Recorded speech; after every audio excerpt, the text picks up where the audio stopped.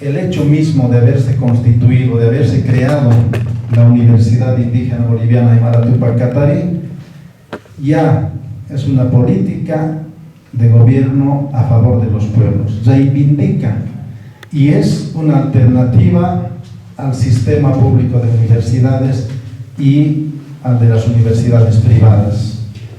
¿Cuáles son estos mandatos ineludibles? Antes de ir directamente voy a un poco fundamentar la existencia de estas universidades. Quizá muchos no conocen estas universidades. Se han creado en el año 2008 3 universidades. Una en territorio aymara, que es la Universidad Indígena Boliviana Aymara Tupac Katari, otra en territorio quechua, en Chimoré, la Universidad Casimiro Huanca, y otra en el Chaco de Chuquisaca, la Universidad Apeaguayqui Tumpa, la Universidad Guaraní. Entonces, ¿por qué estas universidades? Sabemos que hay una crisis a nivel mundial y lo sentimos, todos lo sentimos. El calentamiento global, el cambio climático, el ciclo de las lluvias ya no es lo mismo, cualquier momento llueve, fuertes vientos. ¿Qué está ocasionando todo esto? Entonces nos buscamos y nos preguntamos, y habíamos analizado y había puesto esto, ¿no?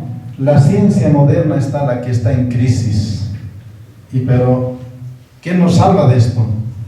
Entonces, por eso los pueblos indígenas, los conocimientos todavía que existen en los pueblos indígenas son la alternativa quizá para cambiar un nuevo sistema de vida, porque el sistema de vida está en crisis, el sistema de vida.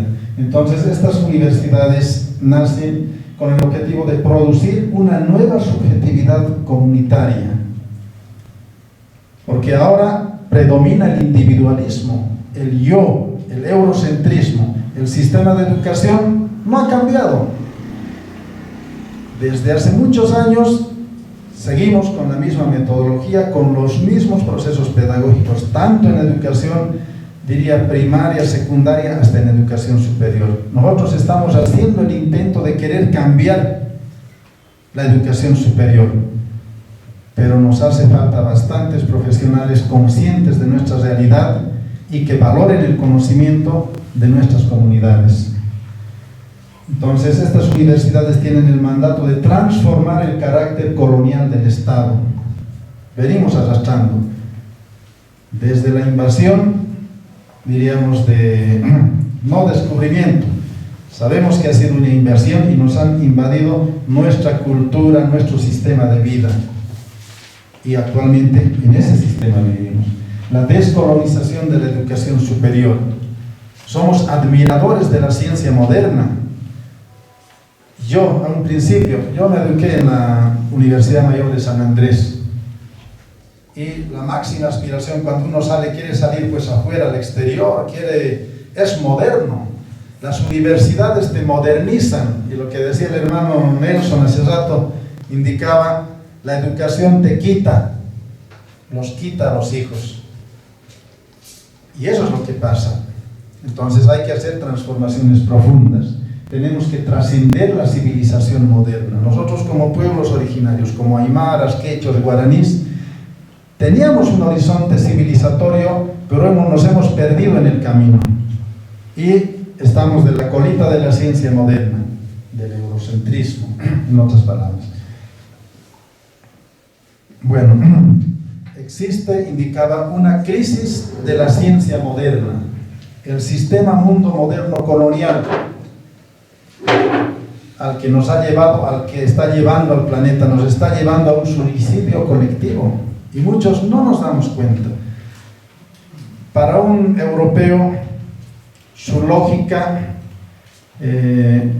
les conduce a pensar pues que ellos son el centro del mundo, y esa relación individual hace que ellos se consideren lo máximo, y a los pueblos en desarrollo, o antes llamados subdesarrollados, ellos están recién, tienen que modernizarse, pero les digo, somos la alternativa todavía. No dejemos que muera ese conocimiento que cuida nuestra madre tierra. Entonces, el conocimiento científico moderno positivista nos está conduciendo a ese epistemicidio, la destrucción de la madre tierra, la contaminación y los cambios de la temperatura a nivel global. Entonces, a ver, a los admiradores de la ciencia moderna, todo lo que la ciencia moderna produce, no diremos todo, no generalizaremos, pero en su mayoría el enfoque capitalista hace que tienda a destruir nuestra madre tierra. Ellos ya no saben cómo van a revertir, porque el planeta está yendo aún a la destrucción, toda actividad. Las empresas contaminan bastante. En el Alto nomás, aquí podemos hacer un análisis, existen más de 2000 empresas que contaminan y están matando nuestro lago. Existen normas ambientales, Bolivia es un país rico en normas, pero no hay quien las haga cumplir. Entonces, para reflexionar. Entonces tenemos que trascender, les decía, y la universidad ve en un enfoque multidimensional, no unidimensional. Y esto, a ver, tenemos serios problemas con el resto de las universidades porque ellos tienen un análisis unidimensional y nosotros vemos una realidad multidimensional. A ver, les digo, la ciencia positivista es antroposociocéntrico. ¿Qué quiere decir? Solo lo visible es el método científico de investigación, que todos bajo el enfoque que hemos sido formados. El método científico evalúa solo lo visible, solo lo que se ve, lo que se puede palpar, lo que se puede medir, lo que se puede cuantificar y lo que se puede experimentar. Esa es la ontología moderna, esa es la ciencia moderna. Pero nuestros pueblos originarios, nuestros pueblos ancestrales eran pues multidimensionales, veían una realidad multidimensional. Entonces somos cosmobiocéntricos. Analizamos lo visible, lo palpable, lo cuantificable, más lo no visible, las sensaciones, las intuiciones, las emociones. Esa es la transontología multidimensional comunitaria. Por ejemplo, alguien se ha enfermado de la Hayu. ¿Qué te dice el médico cuando te enfermas o cuando te asustes ha salido tu Hayu? No entiende. Esa es la ciencia moderna.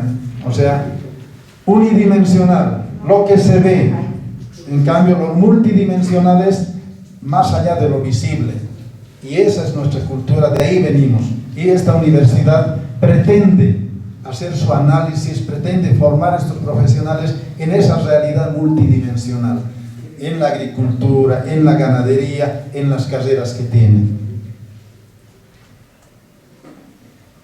Entonces, ¿cuáles las diferencias entre esta ciencia positivista, la ciencia para la vida? Nuestros pueblos son promotores de ciencia para la vida y el positivismo, a ver, veremos. Solo la realidad visible, la ciencia para la vida, realidad multidimensional, visible y no visible. Centrado en el hombre, los pueblos, el cosmos, la pacha, la tierra. La ciencia positivista, individualismo, la relacionalidad y la comunidad en nuestra ciencia para la vida. La relación sujeto-objeto y la relación sujeto-sujeto. Quizá esto es algo trascendental que nos diferencia en esta de la relación sujeto-objeto. Para los europeos, para los modernos, yo soy sujeto, el resto son objetos. ¿Cómo analiza? A ver, hermanos, yo les digo, esto lo practicamos, a veces no nos damos cuenta, pero lo intuimos.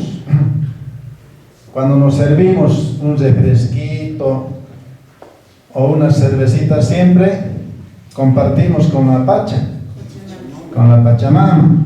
Nos chayamos, ¿no ve? ¿Por qué nos chayamos? Porque la respetamos, no es un objeto. Entonces, ahí hablamos de la descolonización de las ciencias naturales. En la escuela, hasta ahora mismo, quizás se sigue enseñando. La tierra nos enseñan a clasificar seres vivos, seres no vivos o inertes. ¿Qué son? La roca, la tierra no tiene vida. Pero para nuestros pueblos milenarios, la tierra tiene vida. Por eso compartimos, por eso pedimos permiso para labrar, para cultivar, y la tierra tiene vida. Y para la ciencia moderna no tiene vida. Quizá esa es la relación sujeto-sujeto. La tierra es un sujeto, el árbol es un sujeto, los animales son sujetos para nuestra cosmovisión. La ciencia positivista analiza en una linealidad del tiempo futuro, y para nosotros es una ciclicidad del tiempo, es cíclico. Racionalismo, el sentipensar comunitario. Pienso, siento. La fetichización del dinero, biocultural. Esto diríamos el capitalismo, y la atomización disciplinar del conocimiento y conocimientos transdisciplinares. Miren, esto de la atomización del conocimiento es una tendencia generalizada de las universidades. Te vuelven tan especialista que te olvidas de lo integral. Y queremos analizar y solucionar desde la especialidad, cuando la realidad no es así. Todo está relacionado, tiene mucho que ver el entorno con todo. Y esto es un manejo de ecosistemas. Bueno, la universidad se crea mediante decreto supremo el 2 de agosto de 2008, con su sede en Huarizata, cuya misión es la de formar mujeres y hombres profesionales íntegros, competentes, críticos y comprometidos con el desarrollo integral, con identidad de las comunidades y del Estado, orientar la investigación a la solución del problema cultural, productivo y social, así como difundir y extender sus servicios. La misión más o menos enmarcado en lo mismo, muy ligado al servicio de las comunidades, con las bases educativas de una educación descolonizadora, educación productiva, educación intercultural y educación comunitaria. Esas son las bases educativas de estas universidades, las que transversalizan en todo el plan de estudio que tienen. Bueno, un poco las características. Esta universidad funciona bajo el régimen de internado. Tenemos subsedes académicas en Cuyahuani, la sede en Huarizata, tenemos en Taypiplaya funcionando esta carrera de agronomía en Taypiplaya, en la provincia de Caranavi, y son internados, por eso se les brinda a los estudiantes, son becarios una vez que son admitidos, tienen desayuno, almuerzo y cena, tienen los servicios estudiantiles. Existen 4 carreras de ingeniería agronómica, ingeniería de industria de alimentos, ingeniería textil, medicina veterinaria y zootecnia, con una titulación intermedia de técnico superior y a nivel licenciatura. La carrera de ingeniería de industria de alimentos, dedicada a procesos industriales, elaboración de panes, yogur, cereales. Ingeniería textil, tiene bastante equipamiento para la confección de prendas, tintorería, hilatura, confección de todo tipo de prendas de vestir. Carrera de veterinaria y zootecnia, igual, dedicada a la producción animal. Y la carrera de ingeniería agronómica, diversificada en varias áreas, totalmente integral. Y la característica quizá de estas universidades es su modelo y enfoque académico que tienen. 60% práctico, 40% teórico. Son más prácticos. Para eso tienen módulos productivos. Y esa es la educación productiva del que hablamos. Y quizá tenemos limitaciones en cuanto a las normas que no nos permiten facturar, pero se está haciendo, ha habido un decreto modificatorio donde se está tramitando, donde pueda hacer empresa quizá la universidad. Entonces, estamos en eso. Espero que de aquí a unos años la universidad tenga empresas donde pueda competir, pueda brindar sus servicios en todos los niveles y en función a las carreras que tienen. A ver, algunas políticas quizá directas de la universidad con relación a la educación superior. Gracias. Hablaba aquí el licenciado Pelagio rompiendo paradigmas, rompiendo normas. El año 2013 lanzamos el diplomado en recuperación, conservación y manejo de praderas nativas, el cual no tenía requisito, no tenías que ser profesional para optar este diplomado. Y tuvimos bastante participación, terminaron 72 participantes entre profesionales y productores. Realizamos esto no en una ciudad, sino en el municipio de Toledo, en Oruro, y existen ricas experiencias en cuanto al desarrollo, en cuanto a procesos pedagógicos, porque el enfoque de los profesionales es distinto, más teórico, y el enfoque del productor es distinto, va más enfocado a su problemática, a su realidad. Con el diplomado quiere aprender a ver cómo va a solucionar los problemas actuales que tiene. Ahora el profesional quiere el cartón, quiere el título, y quizá al productor no le interesa el título, pero sí quiere conocimientos bien prácticos para solucionar sus problemas bien puntuales. Entonces ahí la discusión que se generaba, ¿no?, en este diplomado. Lograron graduarse 72 participantes, entre profesionales y productores, sin requisitos, y se les dio como universidad. Se ha roto un esquema. Después tuvimos el 2017, un diplomado internacional en fortalecimiento del liderazgo comunitario de mujeres indígenas originarias campesinas de Bolivia y Abya Yala. Vinieron mapuches, vinieron del Brasil, un diplomado internacional muy interesante, pero más ligado a lo que es liderazgo. Muy importante para conducir, para dirigir, hasta para soñar, desde la lógica, desde la perspectiva de los pueblos indígenas. En convenio con las Hermanas Nacional Bartolina Sisa, desarrollamos este diplomado, se graduaron 48 mujeres, igual, sin requisito de que sean profesionales, tan solo interés y líderes. Y esto sí se hizo con el auspicio y respaldo de educación. Y la segunda versión, el diplomado en liderazgo ideológico político de las naciones indígenas originarias campesinas, el 2018, con 34 participantes, 31 mujeres y 3 varones. Entonces se ha roto esos esquemas de que solamente un profesional puede acceder a este tipo de diplomados. Se lo ha hecho, pero justo el 2018 al finalizar se cortó. Y son esas barreras, limitaciones que tenemos como universidad. Dijo, no, nunca más eso se cierra, nunca más ya tienen que hacer este diplomado. Y hasta ahora se cerró, ya no se puede. Es requisito siempre que sea profesional, que tenga título para ser diplomado. Pero se ha sacado estas tres, ¿qué podemos decir? 3 grupos, 3 programas de diplomado en educación superior dirigido a los hermanos que no tenían el requisito de un título. Entonces esas son algunas acciones, y tenemos constantemente cursos en capacitación en producción orgánica y agroecológica. Es importante, ya que la visión de la universidad, en el enfoque ecológico que tiene, tenemos que producir alimentos sanos. Y yo les indico que la lógica de las universidades es una lógica empresarial. Producir como sea, la cuestión es que tienes que ganar dinero, meterlo todos los químicos que puedas, pero el objetivo es ganar dinero. Mientras la lógica de la universidad es formar profesionales para que produzcan alimentos sanos y saludables, que no te dañen, porque las enfermedades te entran por la boca, porque ese es un negocio para las transnacionales. Tiene su sistema energético, tiene su medicina. La ciencia moderna tiene su medicina, llenarte de medicamentos, y los medicamentos, una vez que inicias, te van haciendo fallar uno y otra cosa, y va en cadena, porque es negocio. El uso correcto de plaguicidas, si bien estamos en contra del uso de plaguicidas, pero es una necesidad. El productor te pide cómo utilizo, entonces hay que aprender también a hacer el uso correcto.